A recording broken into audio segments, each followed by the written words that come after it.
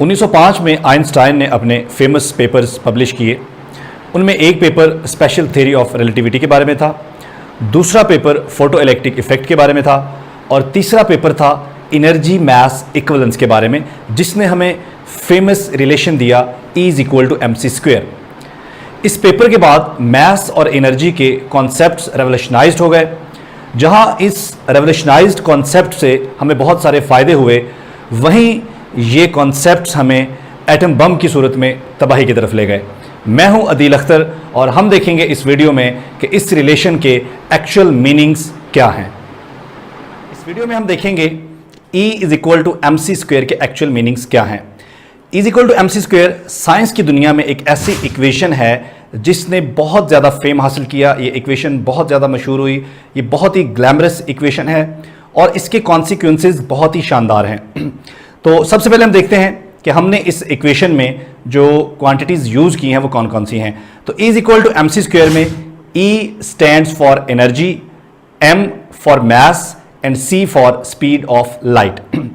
तो speed of light या C यहां पर जो हमने यूज किया है ये जस्ट एक कांस्टेंट के तौर पे यहां यूज हुआ है। ये जस्ट एक नंबर है, एक ऐसा नंबर जो एनर्जी और मास को रिलेट करता है। या हम यूं कह सकते हैं कि हम मास को एनर्जी के साथ रिलेट करते हैं with the help of c²। तो मास और एनर्जी आर इक्विवेलेंट, ठीक है। मास और एनर्जी दोनों इक्विवेलेंट हैं, दोनों एक ही सिक्के के दो रुख हैं। तो सबसे पहले हम ये देखते हैं कि what E = mc² does not tell us। तो हमने ये बहुत सुना है कि E = mc² का मतलब है कि एनर्जी को मास में कन्वर्ट किया जा सकता है, मास को एनर्जी में कन्वर्ट किया जा सकता है। That is totally wrong. ये बिल्कुल गलत है। क्यों गलत है?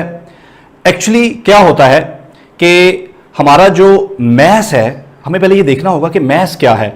हमारा जो मास है, मास भी एनर्जी की ही एक शक्ल है, ठीक है। तो जब हम ये कहते हैं कि हम मास को एनर्जी में कन्वर्ट कर रहे हैं, ये टेक्निकली रॉन्ग है, ये गलत है। हम क्या कर रहे हैं? हम एनर्जी की ही एक शक्ल को दूसरी शक्ल में ट्रांसफर कर रहे हैं। तो एक्चुअली हम एनर्जी को एनर्जी में ही ट्रांसफर कर रहे हैं। यहां पर कोई कन्वर्जन नहीं हो रही, हम किसी को कन्वर्ट नहीं कर रहे, हम मास को एनर्जी में कन्वर्ट नहीं कर रहे। हम मास को एनर्जी में तभी कन्वर्ट करें अगर मास डिफरेंट हो, एनर्जी डिफरेंट हो और मास एनर्जी इक्विवेलेंट ना हो। लेकिन ये इक्वेशन बता रही है कि मास और एनर्जी जो है ये इक्विवेलेंट है, ये इक्विवेलेंस प्रिंसिपल है। इसलिए आप क्या करते हो? आप मास को जब एनर्जी में कन्वर्ट करते हो तो आप एक्चुअली कन्वर्ट नहीं कर रहे होते, आप एक टाइप की एनर्जी को, आप एक एनर्जी की शक्ल को दूसरी शक्ल में ट्रांसफर कर रहे होते हो। तो इसका मतलब है कि हम यूं भी कह सकते हैं कि अगर इस इक्वेशन का मतलब यह है कि अगर हमारे पास मास है, इट मींस हमारे पास एनर्जी है, या अगर हमारे पास एनर्जी है तो हमारे पास मास है। अब इसको ज्यादा अच्छा एक्सप्लेन करने के लिए हम यहां पर एक एग्जांपल ले सकते हैं। लेट हमारे पास एक मास है और उस मास की वैल्यू है 10 kg।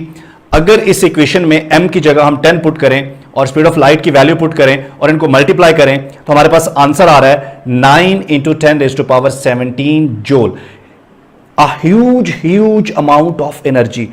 तो इस इक्वेशन का ये मतलब है कि अगर हमारे पास बहुत थोड़ा सा मास है तो उस बहुत थोड़े से मास में एक ह्यूज अमाउंट ऑफ एनर्जी होती है। तो ये इस इक्वेशन के एक्चुअल मीनिंग्स हैं।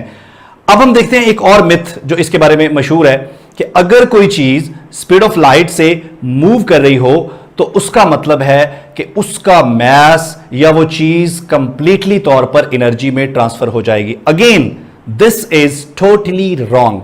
ऐसा बिल्कुल भी नहीं होता। फर्स्ट ऑफ ऑल, कोई भी चीज स्पीड ऑफ लाइट से मूव नहीं कर सकती।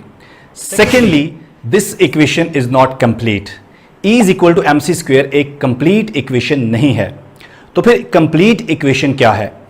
कंप्लीट इक्वेशन है E² = p²c² + m² c4। It means अगर कोई चीज मूव कर रही है तो उसमें कितनी एनर्जी है वो हम इस कंप्लीट इक्वेशन से फाइंड आउट कर सकते हैं।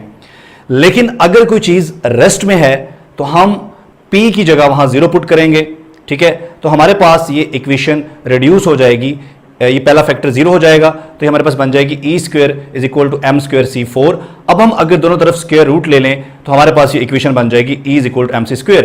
It means this equation is not about motion, इस इक्वेशन का मोशन से तो कोई ताल्लुक ही नहीं है।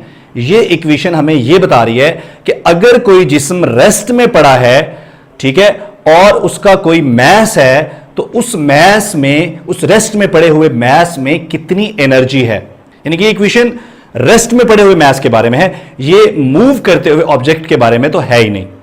सो I hope this video will help you to understand the real and actual meanings of E is equal to mc square. Thank you.